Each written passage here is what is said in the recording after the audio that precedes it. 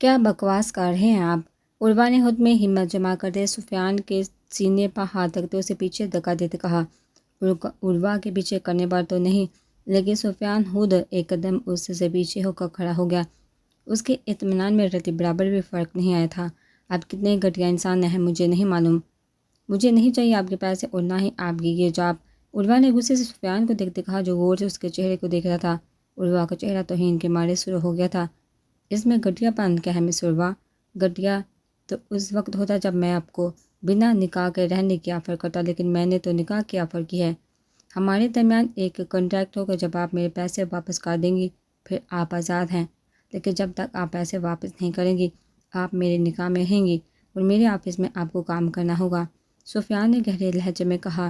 عروہ نے ایک غصیلی نگاہ سفیان پر ڈالی اور بنا کچھ کہے وہاں سے جانے لگی۔ مس عروہ، یہ لے میرا کارڈ، آپ کل تک مجھے جواب دے دیجیے گا۔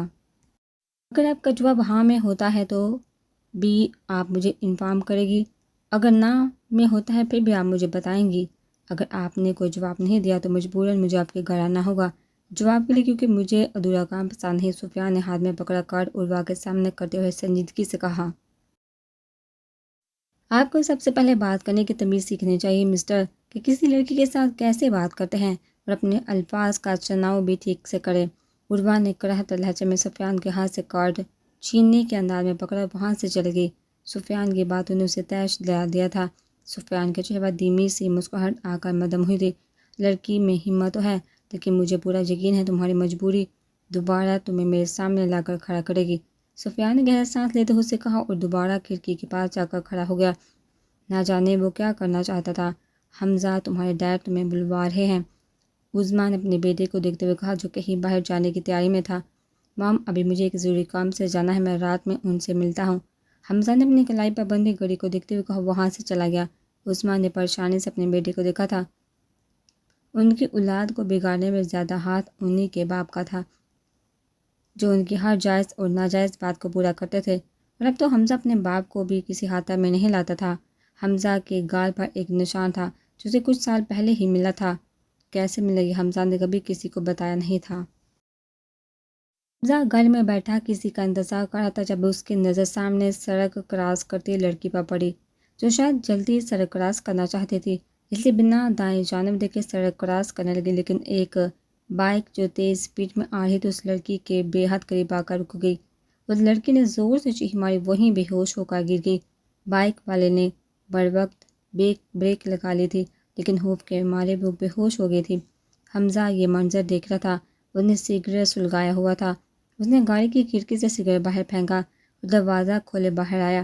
وہاں جمع لوگ اس لڑکی کو ہی کوس رہے تھے جنہوں نے اسے سڑک پار کرتے دیکھا تھا، کیونکہ غلطی اس لڑکی کی تھی۔ اگر تمہیں کسی نے اس لڑکی کی مدد نہیں کرنی تو باتیں بھی مت کرو۔ تم لوگوں سے باتیں تو ایسے سنا رہی ہو جیسے وہ لڑکی سن رہی ہو۔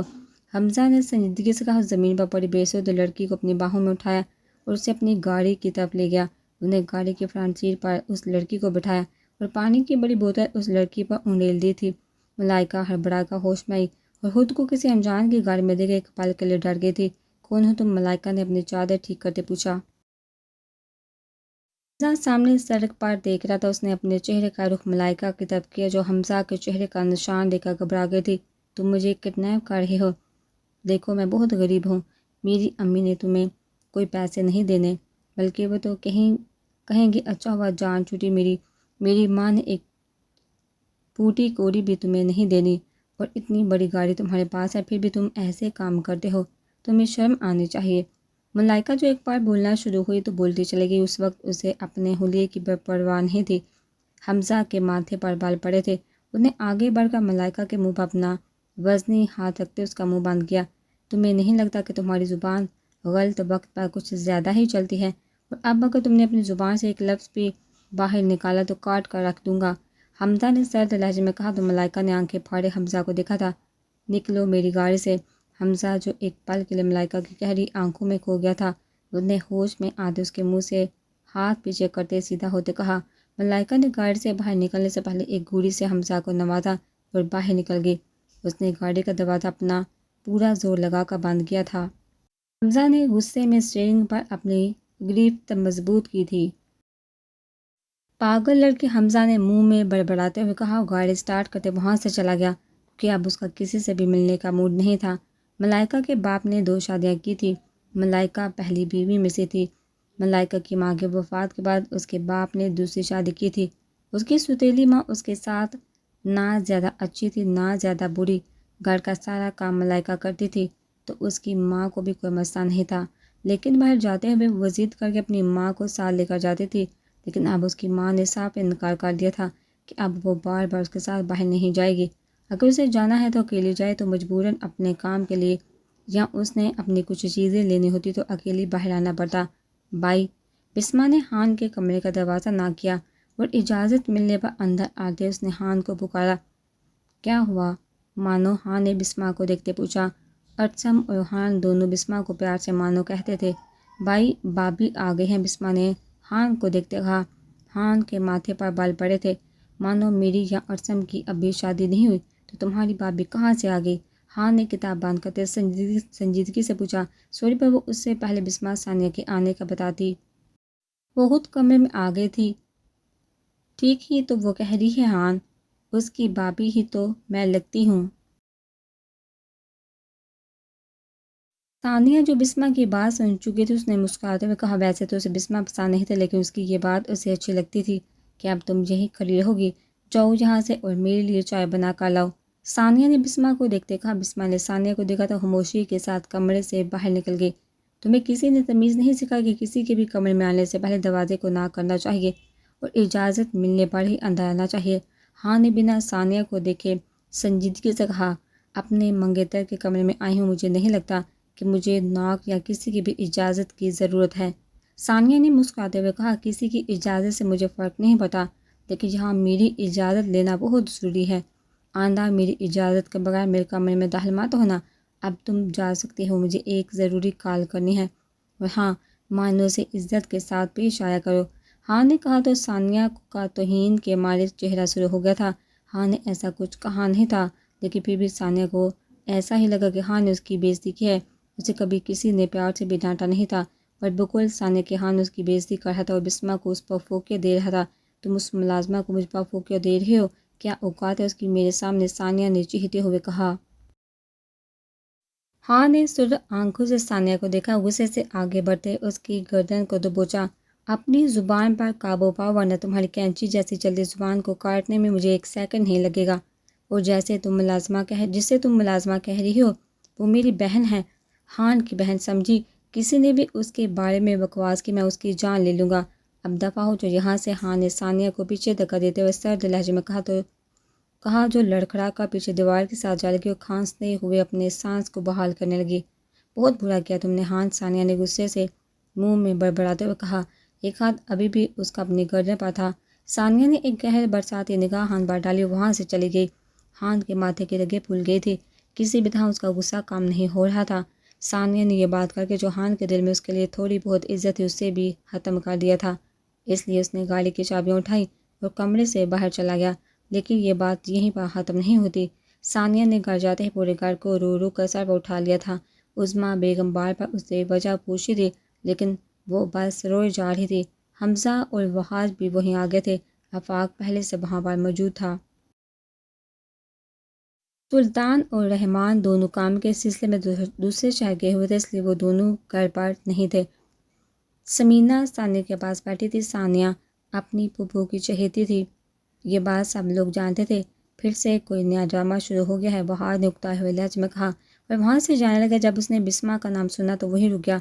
کیا ہوا بیٹا؟ سمینہ نے پیار سے پوچھا۔ کوثر بھی پریشانی سے ثانیہ کو دیکھ رہی تھی۔ پھوپھو میں تو ہان سے ملنے گئی تھی، لیکن جب میں ہان کے کمرے میں داخل ہوئی تو ثانیہ کہتے ہی خاموش ہو گئی۔ کیا؟ سمینہ نے حیرانگی سے پوچھا۔ مجھے تو بتاتے ہوئے بھی شرم آ رہی ہے، اس لیے ہان مجھ سے شادی نہیں کر رہا، وہ بسما کو پسند کرتا ہے۔ کمرے میں وہ دونوں۔ اس سے پہلے ثانیہ اپنی بات مکمل کرتی کوثر کی سرد آواز وہاں گونجی تھی۔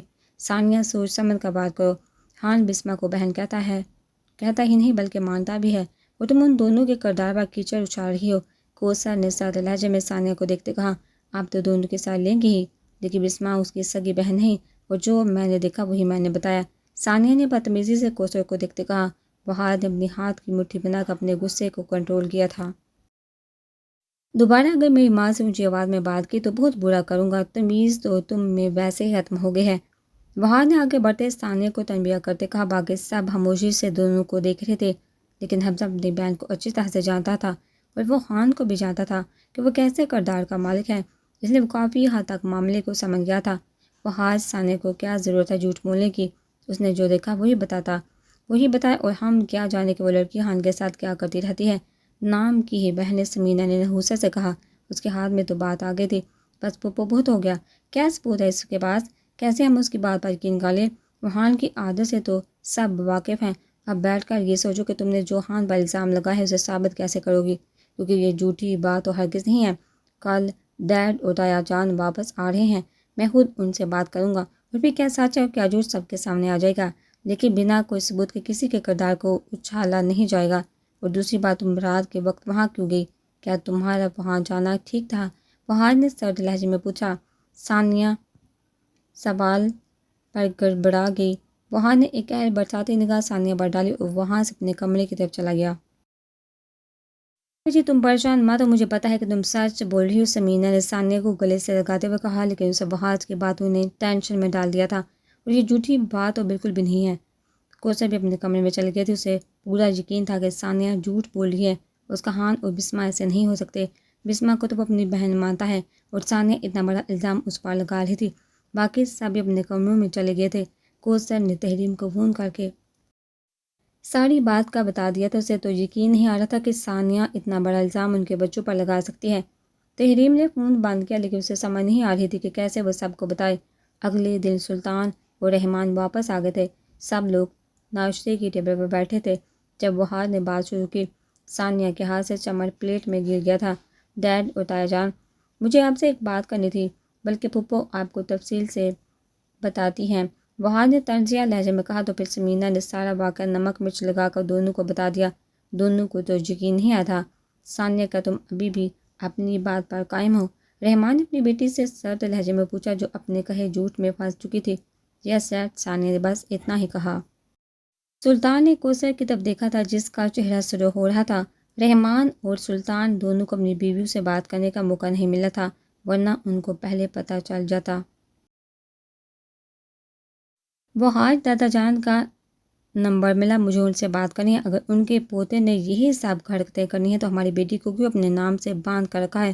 رحمان نے کہا۔ تو وہاج نے جلدی نمبر ملا کر رحمان کی طرف فون بڑھایا۔ دوسری جانب دادا جان بھی بیٹھے ناشتہ کر رہے تھے۔ بسمہ لیٹ ناشتہ کرتی تھی، اس لیے وہ جہاں نہیں تھی، لیکن ارسم خان یہیں پر تھے۔ تحریم کچھ خاموش تھی، سب نے یہ نوٹ کیا، تو وہ ٹھیک سے ناشتہ بھی نہیں کر رہی تھی۔ کیا ہوا پپو، آپ ٹھیک ہیں؟ خان تحریم کو دیکھتے پوچھا۔ اس سے پہلے وہ کوئی جواب دیتی، ملازمہ نے آ کر فون کو دادا جان کے سامنے کیا اور بتایا کہ رحمان صاحب کی کال آئی ہے۔ دادا جان نے فون کان سے لگایا، لیکن جیسے وہ مقابل کی بات سنتے جا رہے تھے ان کا چہرہ سرخ ہوتا جا رہا تھا۔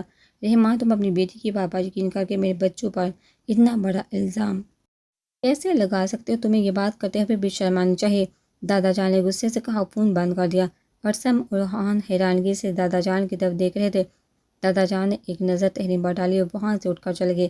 خالہ جان، یقیناً آپ جانتی ہیں کیا بات ہے؟ ارسم نے تحریم کو دیکھتے پوچھا۔ وہ بیٹا تحریم کو سمجھ نہیں آ رہی تھی کہ کیسے وہ بتائے۔ خان اور ارسم دونوں کی نظریں اس وقت تحریم پر جمی ہوئی تھی۔ وہ رات مجھے کوثر کی کال آئی تھی، تحریم نے دونوں کے چہرے کو طرف دیکھتے بات کا آغاز کیا۔ پھر ارسم نے پوچھا، وہ بیٹا رات ثانیہ آئی تھی، اس نے گھر جا کر کچھ فضول بولا؟ کوثر نے پریشانی سے کہا، پپو جان، اس نے میرے بارے میں ہی کچھ نہ کچھ کہا ہوگا، لیکن اس میں اتنی پریشانی والی کیا بات ہے؟ اور دادا جان کو دیکھا تو لگ رہا ہے بات کوئی بڑی ہے، خان نے سنجیدگی سے کہا، کیونکہ اس سے یہی لگ رہا تھا کہ ثانیہ نے گھر میں جا کر اس کے بارے میں کچھ نہ کچھ کہا ہوگا۔ نہیں بیٹا، بات صرف تمہاری نہیں، بسمہ کی بھی ہے، تحریم نے کہا۔ تو دونوں نے ناسمجھی سے تحریم کی طرف دیکھا تھا۔ پھر اس نے جو بات کوثر نے اسے بتائی تھی سارے ارسم اور خان کو بتا دی۔ وہ جاہل لڑکی اتنی بیہودہ بات میری بہن کے بارے میں بھی کر سکتی ہے، اور اس کا باپ کیا کان کا اتنا کچا ہے کہ جو بھی اس کی بیٹی کہے گی وہ مان لے گا؟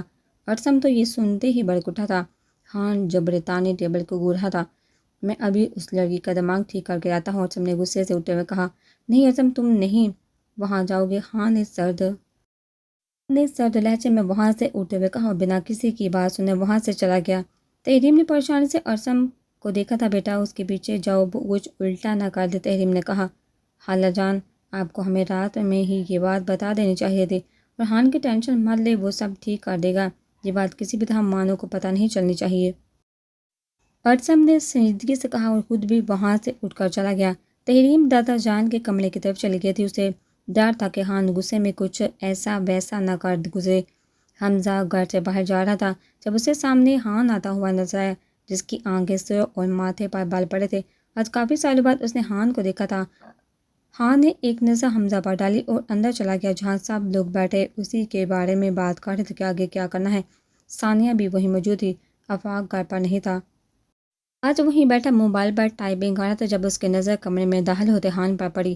خان، آپ وحاج نے خان کو دیکھتے اونچی آواز میں کہا۔ سب لوگوں نے خان کی طرف دیکھا۔ ثانیہ کے چہرے کا رنگ خان کو دیکھتے سفید ہو گیا تھا۔ رحمان اور سلطان بھی وہیں موجود تھے۔ خان نے بنا کسی کی پرواہ کیے ثانیہ کو بازو سے پکڑ کر اپنے سامنے کھڑا کیا اور ایک زوردار تھپڑ اس کے چہرے پر دے مارا۔ سب کی آنکھیں حیرت سے باہر آ گئی تھی۔ وحاج کے چہرے پر مسکراہٹ تھی۔ سمینا تو منہ پر ہاتھ کے خان کو دیکھ رہی تھی۔ ثانیہ تھپڑ لگنے کی وجہ سے پیچھے صوفے پر جا گری تھی۔ اس نے اپنے گال پر ہاتھ کی بے یقینی سے خان کو دیکھا۔ کسی کو بھی اس بات کی توقع نہیں تھی کہ خان ثانیہ پر ہاتھ اٹھائے گا۔ خان، تم نے میری ہی گھر آ کر میری بیٹی پر ہاتھ اٹھایا، تمہاری ہمت کیسے ہوئی؟ رحمان نے آگے بڑھتے خان کے سامنے آتے غصے سے کہا۔ ہمت کی تو آپ بات ہی نہ کرے، میری ہمت کتنی ہے اور میں کیا کچھ کر سکتا ہوں وہ ابھی آپ جانتے نہیں ہیں۔ کہ میں نے آپ کی بیٹی کی جان نہیں لی، ورنہ میرے لیے یہ مشکل نہیں تھا۔ اگر یہی تھپڑ آپ نے اسے مارا ہوتا تو آج آپ کی بیٹی بھی جانتی ہوتی کہ دوسروں کی بہن بیٹی کی عزت کیسے کرنی چاہیے۔ خان نے رحمان کو دیکھتے سرد لہجے میں کہا۔ تمہیں لگتا ہے کہ میری بیٹی جھوٹ بولی ہے، تم سچے ہو؟ رحمان نے مٹھیاں باندھتے غصے سے کہا۔ مجھے فرق نہیں پڑتا کہ آپ یا کوئی بھی میری بات پر یقین کرے یا نہ کرے، میں یہاں صفائیاں دینے نہیں بلکہ آپ کی اس عقل مند بیٹی کو وارن کرنے آیا ہوں۔ اگر اس نے یا کسی نے میری بہن کے کردار پر انگلی اٹھائی تو میں اس انسان کو دنیا سے اٹھا دوں گا۔ اپنی بہن کے بارے میں ایک لفظ بھی غلط برداشت نہیں کروں گا۔ خان نے کھا جانے والی نظر سے رحمان کو دیکھتے ہوئے کہا۔ خان، بس کر دو، اتنی چھوٹی سی بات کو تم نے رائی کا پہاڑ بنا لیا ہے۔ سمندر نے غصے کو خان سے دیکھتے ہوئے کہا۔ واہ، چھوٹی سی بات، ویسے ٹھیک کہا آپ نے، آپ کے لیے یہ چھوٹی بات ہوگی لیکن ہم غیرت والے لوگ ہیں، ہمارے لیے یہ چھوٹی بات نہیں۔ میرے لیے میری بہن کی عزت مجھے اپنی عزت سے زیادہ عزیز ہے۔ امید کرتا ہوں کہ آپ لوگ اچھی طرح سمجھ گئے ہوں گے۔ خان نے کڑھتے لہجے میں کہا۔ جیسے آیا تھا ویسے ہی وہاں سے چلا گیا۔ وحاج پرسکون سا کھڑا تھا۔ معاملہ اب ہاتھ سے بڑھ گیا تھا۔ خان کو میری بیٹی پر ہاتھ نہیں اٹھانا چاہیے تھا۔ خان نے غصے سے کہا۔ بھائی، آپ کو نہیں لگتا ایک بار ہمیں پھر سے ثانیہ سے حقیقت پوچھ لینی چاہیے؟ خان کی عادت سے ہم سب اچھی طرح سے واقف ہیں، اتنا بڑکا ہوا ہے تو ضرور کچھ نہ کچھ ایسی بات ہوگی جس سے ہم لوگ واقف نہیں ہیں۔ سلطان نے اپنے بھائی کو دیکھتے کہا۔ رحمان نے ثانیہ کی طرف دیکھا تھا۔ مجھے اپنی بیٹی پر پورا بھروسہ، لیکن خان کو اس کی قیمت چکانی ہوگی۔ رحمان نے دانت پیستے کہا۔ لیکن وحاج کو اپنے تایا کے ارادے کچھ ٹھیک نہیں لگ رہے تھے۔ خان، تم نے اس لڑکی کی وجہ سے میری بیٹی کو تکلیف دی، اب دیکھنا میں اس کی کیا حالت کرتا ہوں۔ رحمان نے غصے سے دل میں سوچتے ہوئے کہا۔ اس بار تو کوثر نے بھی خان کو نہیں روکا تھا۔ حمزہ گھر سے باہر چلا گیا تھا، اسے کسی کی تلاش تھی، اس نے ہر جگہ اسے تلاش کر لیا تھا۔ کہاں ہو تم؟ کہاں نہیں، تمہیں میں نے تلاش کیا، ایک بار تم میرے ہاتھ آ جاؤ، پھر دیکھنا میں تمہارا کیا حال کرتا ہوں۔ حمزہ نے سگریٹ سلگاتے ہوئے سرد لہجے میں کہا۔ ابھی بھی وہ گاڑی میں بیٹھا ہوا تھا جب اس کی نظر نیچے گئی جہاں پر ایک سلور کلر کا بریسلٹ گرا ہوا تھا۔ حمزہ نے جھک کر بریسلٹ اٹھایا تو اسے یاد آیا کہ یہ اس نے اس لڑکی کے ہاتھ میں دیا تھا۔ حمزہ کے چہرے پر بے ساختہ مسکراہٹ آ گئی تھی جو اسے بھی معلوم نہیں تھا۔ تمہیں کچھ تو خاص بات ضرور ہے کہ میرا جیسا انسان تمہاری خوبصورت آنکھوں کے سحر میں قید ہو گیا تھا۔ حمزہ نے اس بریسلٹ کو دیکھتے کھوئے ہوئے لہجے میں کہا۔ لیکن میں یہی چاہتا ہوں کہ ہماری دوبارہ ملاقات کبھی نہ ہو، ورنہ پھر تمہیں مجھ سے کوئی بچا نہیں سکے گا، کیونکہ حمزہ کو آج تک کسی سے محبت نہیں ہوئی، اور اگر اب ہوئی تو یقیناً کسی ایسی لڑکی کے ساتھ ہوگی جس میں کوئی نہ کوئی بات تو ضرور ہوگی، اور تمہیں کچھ نہ کچھ تو ایسا ہے جو مجھے تمہاری طرف مائل کر رہا ہے۔ حمزہ نے بریسلٹ کو اپنی جیب میں ڈالتے ہوئے مسکرا کر کہا۔ رات بھی کافی بار پتہ نہیں کہ اسے ملائکہ کا بار بار خیال آ رہا تھا۔ وہ خود بھی حیران تھا کہ ایسے کیسے ہو سکتا ہے کہ ایک بار کسی سے ملنے کے بعد بار بار اس کا خیال آئے۔ خان، تم کہاں گئے تھے؟ دادا جان نے خان کو آتے دیکھا تو سنجیدگی سے پوچھا۔ ارسم بھی ان کے پاس ہی بیٹھا تھا۔ ان کو ارسم سے پتہ چل گیا تھا کہ خان کہاں گیا ہے۔ دادا جان آپ کو معلوم ہے کہ میں کہاں گیا تھا؟ خان نے صوفے پر بیٹھے ہوئے اپنے کنپٹی کو دباتے ہوئے کہا۔ کیا کہا تم نے وہاں جا کر؟ دادا جان نے اگلا سوال کیا۔ ارسم بھی خان کو ہی دیکھ رہا تھا۔ دادا جان مجھے کیا کہنا چاہیے تھا؟ خان نے الٹا دادا جان کو دیکھتے سوال کیا۔ خان میں تم سے سوال پوچھ رہا ہوں، تم جواب دینے کے بجائے مجھ سے سوال پوچھ رہے ہو۔ دادا جان نے غصے سے کہا۔ کچھ خاص نہیں کہا دادا جان، بس وارن کیا ہے۔ مجھے تمہاری بات پر یقین کیوں نہیں آ رہا خان؟ تم خود وہاں گئے تو کچھ نہ کچھ تو وہاں ہوا ہوگا۔ دادا جان نے جانچتی ہوئی نظروں سے خان کو دیکھتے ہوئے پوچھا۔ دادا جان جو الزام اس جاہل لڑکے نے میری بہن پر لگایا، میں خاموش نہیں بیٹھ سکتا تھا۔ اپنی مجھے پرواہ نہیں، میرے بارے میں کوئی کچھ بھی بولے مجھے فرق نہیں پڑتا، لیکن اپنی فیملی کے بارے میں ایک لفظ بھی غلط برداشت نہیں کروں گا۔ خان نے سنجیدگی سے کہا۔ وہاں سے چلا گیا۔ ویسے نانا جان میرے خیال سے خان نے بالکل ٹھیک کیا، جو بھی کیا مجھے اپنے بھائی پر پورا بھروسہ ہے۔ ارسم نے گہرا سانس لیتے دادا جان کو دیکھا جو خاموشی سے ارسم کو دیکھ رہے تھے۔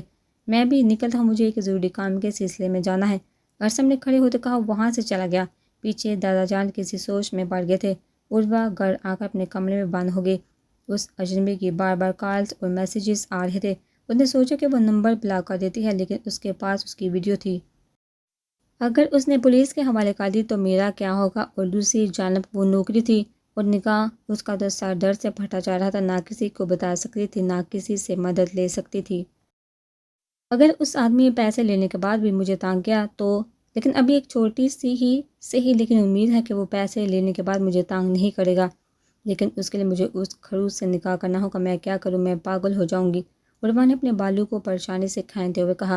اگر میں ان سے کانٹریکٹ کر لیتی ہوں تو ساری رقم ادا کرنے کے بعد تو میں آزاد ہو جاؤں گی، اور مجھے نکاح کے بعد بھی صرف انہی کے آفس میں کام کرنا ہے۔ اس طرح میرا مسئلہ بھی حل ہو جائے گا اور اس انسان کو پیسے بھی دے دوں گی، اور پھر میں آرام سے طلاق بھی لے لوں گی۔ عروہ نے کچھ دیر سوچنے کے بعد اسے کہا۔ اس کی نظر بیڈ پر پڑے کارڈ پر پڑی۔ اس نے ہلکے تار کرتے کارڈ کو پکڑا، اس پر لکھا نمبر اپنے موبائل میں ڈائل کرنے لگی۔ ایک سیکنڈ میں اس نے فیصلہ کیا تھا، لیکن وہ نہیں جانتی کہ اس فیصلے کی وجہ سے وہ کتنی بڑی مصیبت میں پڑنے والی ہے۔ لیکن اس وقت اس کے سر پر اس آدمی کا ڈر سوار تھا جس کے پاس اس کی ویڈیو تھی۔ اس نے نمبر ڈائل کیا تو پہلی ہی رنگ پر کال اٹھا لی گئی تھی۔ دوسری جم سفیان جو لیپ ٹاپ پر کام کر رہا تھا، اس نے موبائل رنگ ہونے پر بے دھیانی میں موبائل اٹھا کر کان سے لگایا، لیکن دوسری جم چائی خاموشی نے اسے نمبر دیکھنے پر مجبور کیا۔ مس عروہ، سفیان نے کہا تو عروہ بھی حیران ہوئی تھی۔ اس نے تو اندازہ لگایا تھا۔ جی عروہ نے بس اتنا ہی کہا۔ تو کیا جواب ہے آپ کا؟ سفیان نے پیچھے بیٹھ سے ٹیک لگاتے گہرے لہجے میں پوچھا۔ وہ میں عروہ کو سمجھ نہیں آ رہی تھی کہ کس طرح سے کہے۔ ابھی تو وہ اس کے سامنے نہیں تھا تو اس کی یہ حالت ہو رہی تھی۔ میں نکاح کے لیے تیار ہوں، لیکن میری بھی کچھ شرائط ہے، عروہ نے جلدی سے کہا۔ سفیان کے چہرے پر مسکراہٹ آ گئی تھی۔ ٹھیک ہے، کل آپ میری آفس آ جائے اور کانٹریکٹ پیپر پر سائن کر لیجئے، اور نکاح جب آپ چاہیں، سفیان نے کہا تو عروہ نے اپنا حلق تار کیا۔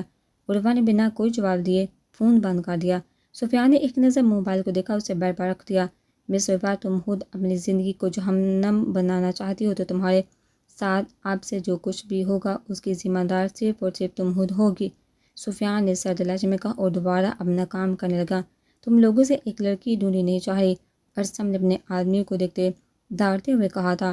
سر، ہم پوری کوشش کریں لیکن وہ لڑکی ہمیں نہیں مل رہی، ایک آدمی نے نظریں جھکا کر کہا۔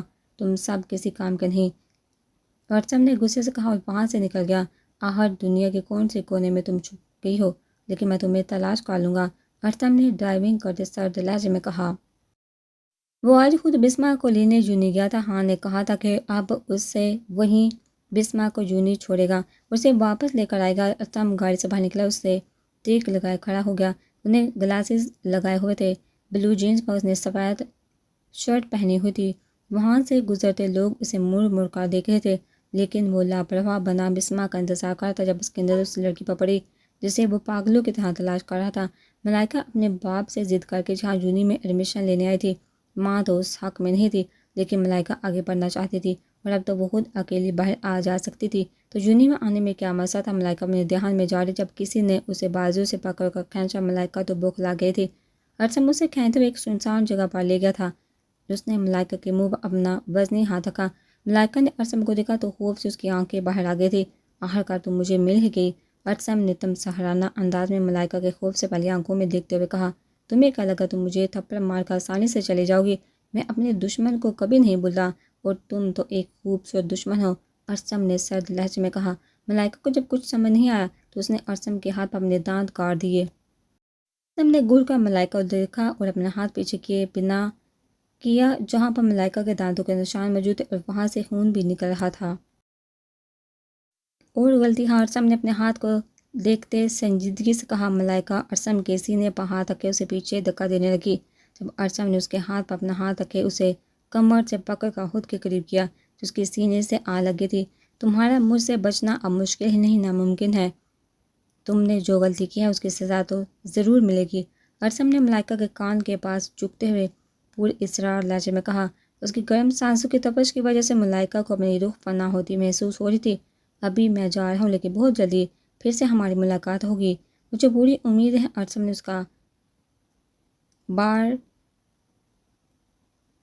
اس بار ہلکا سا مسکرا کر کہا، وہاں سے چلا گیا۔